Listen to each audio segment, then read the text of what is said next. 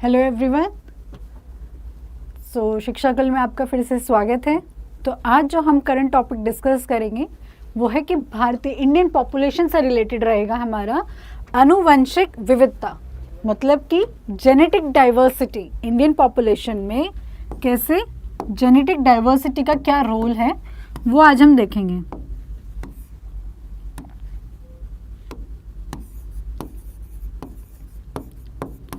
Genetic diversity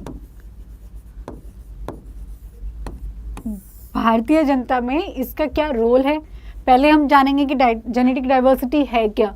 ठीक है, ये इकोसिस्टम या फिर स्पीशीज डाइवर्सिटी से कैसे अलग है, फिर इसमें जेनेटिक डाइवर्सिटी में होता क्या है, क्या इसके मेथड्स हैं, उन सब के बारे में आज हम थोड़ा पढ़ेंगे, जानकारी प्राप्त करेंगे। ठीक है, let's start with the topic. तो पहले देख लेते हैं कि हम इसको क्यों पढ़ रहे हैं, क्यों इतनी ये चर्चा में है। जेनेटिक डाइवर्सिटी को लेके institute for human genetics, California university ने एक रिसर्च करी रिसेंटली। ठीक है, उन्होंने क्या पाया, उन्होंने पाया एक जेनेटिक डिफरेंस। ठीक है, आनुवांशिक अंतर उन्हें मिला, जेनेटिक डिफरेंस। अभी घबराइए मत, सब आपको बताया जाएगा कि जेनेटिक होता क्या है, इसका मतलब क्या है, क्या जेनेटिक डिफरेंसेस होते हैं। बट अभी हम ये जान रहे हैं कि इसको हम क्यों पढ़ रहे हैं आज। इसके पढ़ने का पीछे कारण ये है कि एक यूनिवर्सिटी ने इसको रिसर्च कंडक्ट करी इस चीज़ को लेके। ठीक है, और रिसर्च में उनको मिले बहुत सारे जेनेटिक डिफरेंसेस मिले, मतलब स्टार्क जेनेटिक डिफरेंसेस, मतलब बहुत ही अनकॉमन चेंजेस उन्हें देखने को मिले, जो कॉमन नहीं है, जो आम तौर पर नहीं मिलते चेंजेस, वो इनको देखने को मिले। क्लियर? अब इन्होंने कैसे करी कि भारतीय उप महाद्वीप के विभिन्न क्षेत्रों के लोगों को लेके इन्होंने ये रिसर्च रखी। ठीक है, अब क्या था देखते हैं कि इसकी मेथडोलॉजी इन्होंने क्या रखी, कैसे इन्होंने ये रिसर्च कंडक्ट करी, जो जेनेटिक डाइवर्सिटी को लेके बोल रहे हैं, जो डाटा ये शेयर कर रहे हैं, किस बेसिस पे इनको इतने सारे जेनेटिक डिफरेंसेस देखने को मिले जो बहुत ही अनकॉमन थे। तो पहला है कि 5000 व्यक्तियों का तो इन्होंने डीएनए कलेक्ट करा। ठीक है, इन्होंने सबसे पहले क्या कलेक्ट करा, क्योंकि जेनेटिक को समझने के लिए हमें डीएनए चाहिए होगा लोगों का, जेनेटिक वेरिएशंस देखने के लिए, जीन लेवल पे वेरिएशंस देखने के लिए हमें लोगों का डीएनए चाहिए। अभी मैं आपको आगे एक्सप्लेन करूंगी कि डीएनए क्या होता है। ठीक है, कैसे हम उसमें जेनेटिक्स या जीन्स देखते हैं, चेंजेस देखते हैं। डीएनए उन्होंने लिया पहले लोगों का, कौन कौन से लोगों के कौन कौन से लोकेशन से उन्होंने किन किन इंसानों का डीएनए उठाया, उन्होंने लोकेशन स्पेसिफिक रखी। कुछ लोकेशन से जैसे इंडिया, पाकिस्तान, बांग्लादेश, माल्या, तिब्बती और कुछ ऐसे ही दक्षिण एशियाई समुदायों से उन्होंने लोगों का डीएनए लिया। ठीक है, और उन्होंने क्या करा डीएनए कलेक्ट करने के बाद, क्योंकि उन्होंने देखना था जेनेटिक चेंजेस कि क्या चेंजेस हैं लोगों के अंदर। अब वो जेनेटिक चेंजेस देखने के लिए जब उन्होंने डीएनए लिया है तो उन्होंने एक सीक्वेंसिंग करी और उस सीक्वेंसेस का नाम था होल जीनोम सीक्वेंसिंग। क्या नाम था? होल जीनोम सीक्वेंसिंग, यानी कि हिंदी में बात करें संपूर्ण जीनोम का अनुक्रमण किया उन्होंने। तभी उनको पता चला कि जो जेनेटिक डाइवर्सिटी है वो कैसे है, क्या उन्होंने जेनेटिक डिफरेंसेस देखे लोगों के बीच में जीन लेवल पे। तो अब होल जीनोम सीक्वेंसिंग क्या है, अभी मैं थोड़ा आपको ओवरव्यू दे दूं, थोड़ा सा आपको क्लियर कर दूं कंसेप्ट कि जो सीक्वेंसिंग का मतलब क्या हुआ कि हमें एक नंबर में रखना। ठीक है, मतलब उनको अरेंज करना, जीन्स को अरेंज करना, क्योंकि जीनोम है, जेनेटिक लेवल पे हम देख रहे हैं, तो डीएनए ले रहे हैं, तो हम किसको देख रहे हैं, जीन्स की स्टडी कर रहे हैं। किसकी स्टडी कर रहे हैं? जीन्स की। ठीक है, और इन जीन्स की स्टडी के लिए, इनको सीक्वेंस में एक अरेंज करने के लिए, एक ऑर्डर में अरेंज करने के लिए उन्होंने होल जीनोम सीक्वेंसिंग करी। अब हमें सीक्वेंसिंग का मतलब पता चल गया, जीनोम में पता चल गया वो जीन्स को ले रहे हैं। होल का मतलब क्या है? अब संपूर्ण, हिंदी में बोले संपूर्ण, तो संपूर्ण का मतलब सारे जीनोम, मतलब जितना भी डीएनए के अंदर हमारा डाटा है जीन से रिलेटेड, उस सब की उन्होंने सीक्वेंसिंग करी, नॉट रिलेटेड टू किसी स्पेसिफिक जीन से। ऐसा नहीं था कि उन्होंने सिर्फ एक जीन को टारगेट किया या फिर उन्होंने स्पेसिफिक किसी फंक्शन को लेके टारगेट किया, ऐसा नहीं था।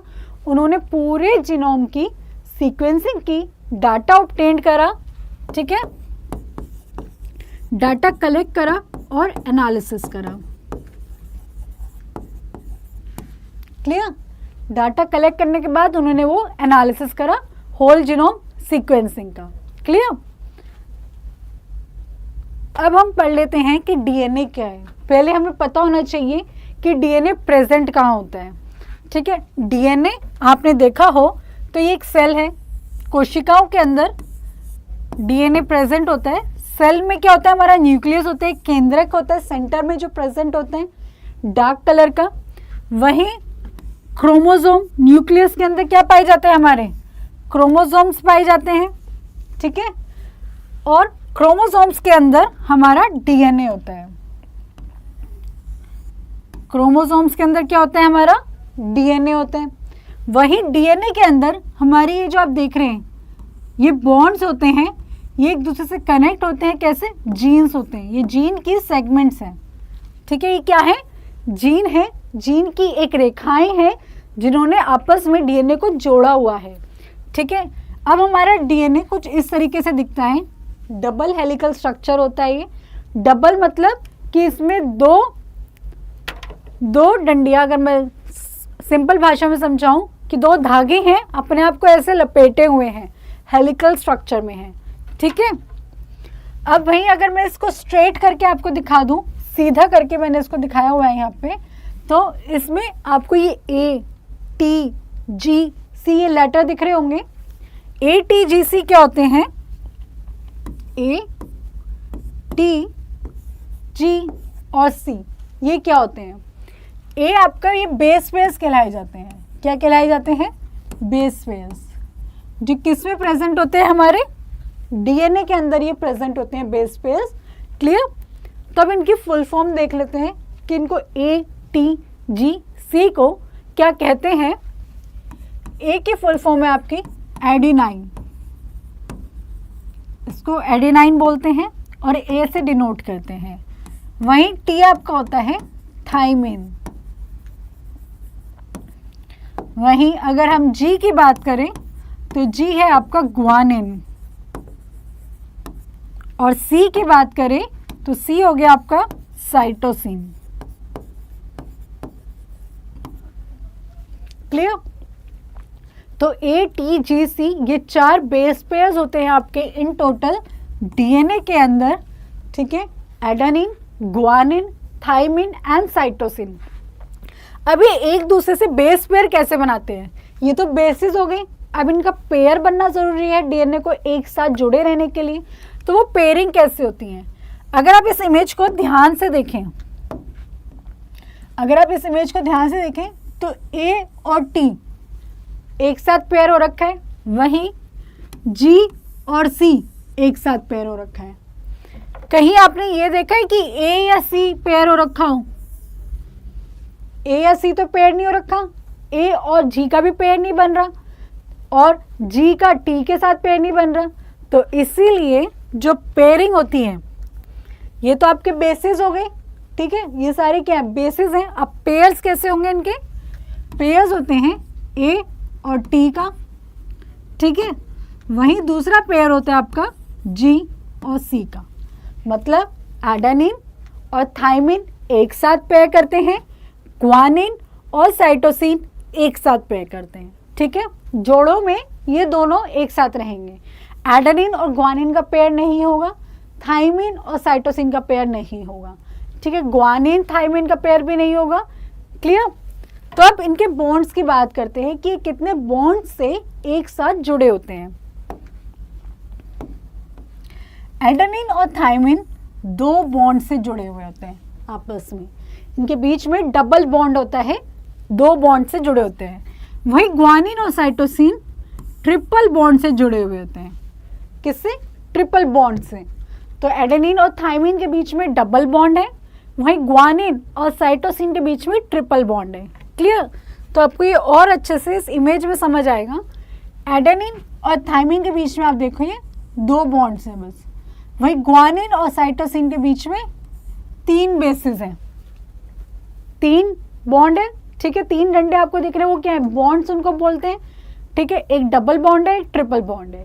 तो ऐसा डीएनए का स्ट्रक्चर आप अंदर बना हुआ होता है, जो कहाँ होता है हमारा, क्रोमोसोम्स के अंदर। क्रोमोसोम्स कहाँ होते हैं, न्यूक्लियस में, और न्यूक्लियस कहाँ है हमारा, सेल के अंदर।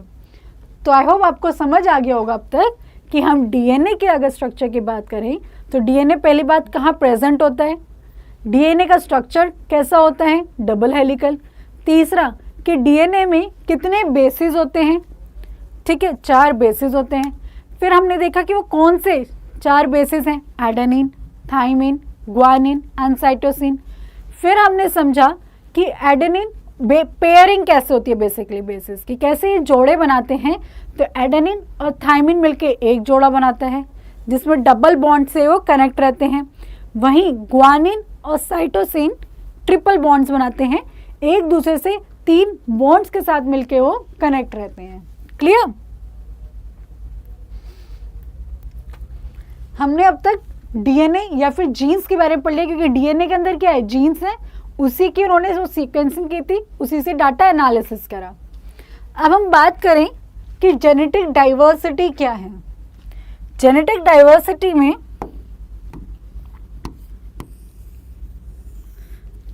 अगर हम बात करें तो आप इसमें एक टर्म देख रहे होंगे, जीन।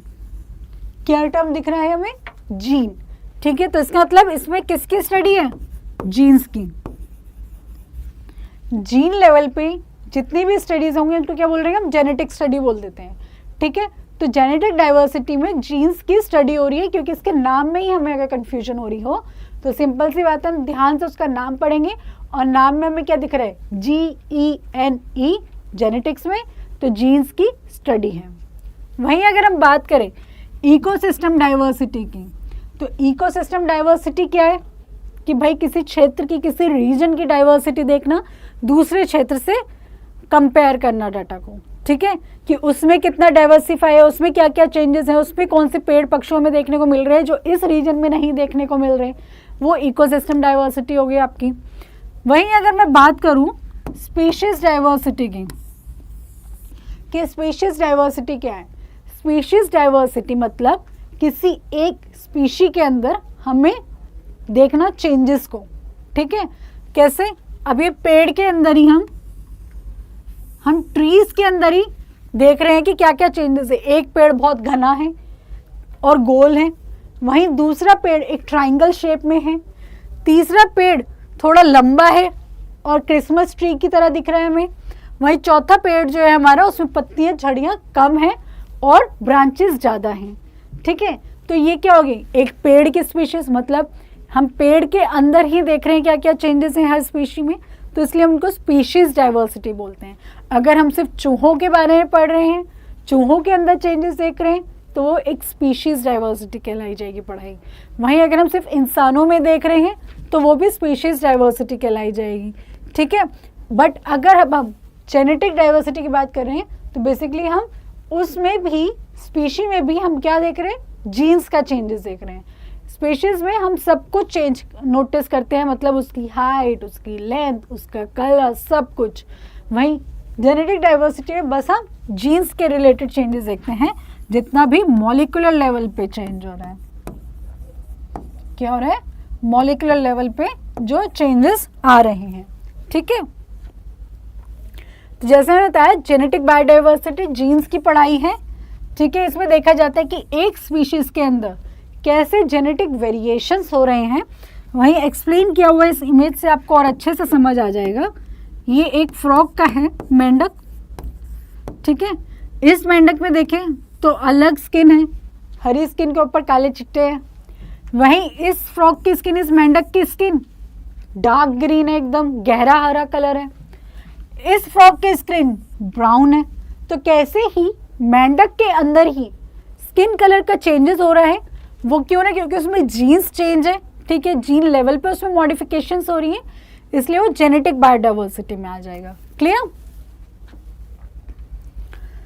अब इसका क्या अन्य अध्ययन किए गए, क्या अदर स्टडीज़ थी इसको लेके, वो क्या थी कि 2009 में centre for cellular and molecular biology Hyderabad में जो इंस्टीट्यूट है, इन्होंने रखा कि इन्होंने स्मॉल ग्रुप्स से रिमूव करे इंडियंस को जो प्रोन थे टू कार्डियक फेलियर, मतलब अपेक्षा कम उम्र में, मतलब बोल रहे हैं कि वो यंग एज में ही इंडियंस को देखा उन्होंने कि वो कार्डियक फेलियर हो रहे हैं, ठीक है, का खतरा रहता है। ऐसा क्यों? इस स्टडी को करने के लिए उन्होंने जेनेटिक वेरिएशंस को पढ़ा, जीन लेवल पे चेंजेस थे वो उन्होंने सारे कवर अप करें, ठीक है। दूसरी स्टडी क्या हुई कि डीएनए में जीन लेवल पे है तो डीएनए का तो रहना ही है, कि इन्होंने इंडिविजुअल्स के डीएनए मतलब हर एक इंसान के डीएनए को लिया और उसमें देखा कि 25 base pair 25 base pair BP लिख रही हूँ मैं, बेस पेयर मिसिंग थे, गायब थे, ठीक है, युग्मक की कमी थी। उनको उन्होंने एक नाम दिया, साइंटिस्ट ने क्या नाम दिया? डिलीशन, ठीक है, डिलीशन का उन्होंने नाम रखा, या फिर 25 बेस पेयर डिलीशन कह लीजिए, मतलब डिलीट मतलब वो गायब थे, इसलिए डीएनए में उनकी जो रिदमिक बीट जैसे होनी चाहिए थी हार्ट की वो नहीं आ पा रही थी, क्योंकि डीएनए में ऑलरेडी 25 बेस पेयर गायब हो चुके थे, इसलिए वो नॉर्मल फंक्शन नहीं कर रहे थे। एक साइंटिफिक स्टडी ये थी। तीसरी क्या थी कि उन्होंने देखा कि जो डिलीशन है, इसी को ये आगे लेके गए कि ये जो गायब होने का कारण था वो भारतीय आबादी के लिए असामान्य था, अनकॉमन था, कि ये जो डिलीशन है बहुत यूनिक थी इंडियन पॉपुलेशन के लिए। क्या थी? यूनिक थी, अनकॉमन थी, पहले नहीं हुई थी, इसीलिए जो हार्ट का नॉर्मल बीट करना ज़रूरी था वो नहीं हो रहा था, ठीक है। चौथा क्या था? उन्होंने समझने में मदद करी पॉपुलेशन की स्पेसिफिक हेल्थ रिस्क, मतलब किसी इंसान के स्वास्थ्य जोखिमों और कमज़ोरियों को समझने के लिए कि जितने भी इंसानों को हेल्थ रिस्क हैं उनको समझने के लिए भी साइंटिस्ट ने जेनेटिक डाइवर्सिटी को पढ़ा, जीन लेवल पे स्टडी करी, डीएनए कलेक्ट करके पीपल्स के, ठीक है। फिर कि भाई इसकी क्या इंपॉर्टेंस रही, क्या सिग्निफिकेंस इसके रहे कि भारतीय आबादी के स्वास्थ्य से संबंध रहे। पहला क्या रहा कि भारतीय आबादी इंडियन पॉपुलेशन की हेल्थ से रिलेटेड रहा। अगर हम कोई जेनेटिक डाइवर्सिटी पढ़ रहे हैं तो उससे हमें क्या हेल्प हो रही है, क्या उसकी इंपॉर्टेंस है, अगर नहीं हो रही तो हम उसको क्यों पढ़ क्यों रहे हैं फिर। तो उसका पढ़ने का कारण एक क्या था कि जो आपकी हेल्थ से रिलेटेड जितनी भी बीमारियां थी पॉपुलेशन के अंदर वो सब हम समझ पा रहे थे कि उसका क्या कारण है, कॉज पता चल पा रहा था, हमें क्या कारण पता चल रहा था जिसकी वजह से हम ट्रीटमेंट सही कर पा रहे थे, ठीक है, ट्रीटमेंट इलाज सही हो रहा था। एक तो ये बहुत बड़ा महत्व रहा। दूसरा क्या रहा कि जितनी भी वल्नरेबल कम्युनिटीज़ थी उनको प्रोटेक्ट करना, मतलब कि वंचित समुदाय को बचाना, किससे? बहुराष्ट्रीय निगमों से, मल्टीनेशनल जो इंटरनेशनल कंपनीज थी उनसे उनको बचाना, ठीक है, जो भी उनका पोटेंशियल एक्सप्लॉइटेशन हो रहा था उसको बचाना, मतलब लोगों के बिना जानकारी के वजह उनको जैसे मेडिकल फील्ड में यूज़ करा जा रहा था, एक्सप्लॉइटेशन किया जा रहा था, उस चीज़ से बचाना। क्लियर? तो आज हमने पढ़ा कि जेनेटिक वेरिएशन या जेनेटिक डाइवर्सिटी क्या है, जीन क्या होता है, कहाँ हमें डीएनए सेल के अंदर मिलता है, ठीक है, डीएनए का स्ट्रक्चर हमने पढ़ा, डीएनए के बेसिस हमने देखे कैसे वो एक दूसरे से कनेक्ट रहते हैं। फिर हमने पढ़ा कि ये इनके अंदर genetic diversity, whole genome sequencing कैसे करी इन्होंने, डीएनए जो लिया, जीन की स्टडी कैसे करी, ठीक है, स्पीशीज से कैसे अलग होती है स्पीशीज डाइवर्सिटी और इकोसिस्टम डाइवर्सिटी। फिर हमने इसकी सिग्निफिकेंस देखी। तो ऐसे ही हम आपको बताते रहेंगे। नेक्स्ट क्लास में फिर हम कोई एक करंट टॉपिक लेकर आएंगे साइंस से रिलेटेड। तब तक के लिए गुड बाय, टेक केयर।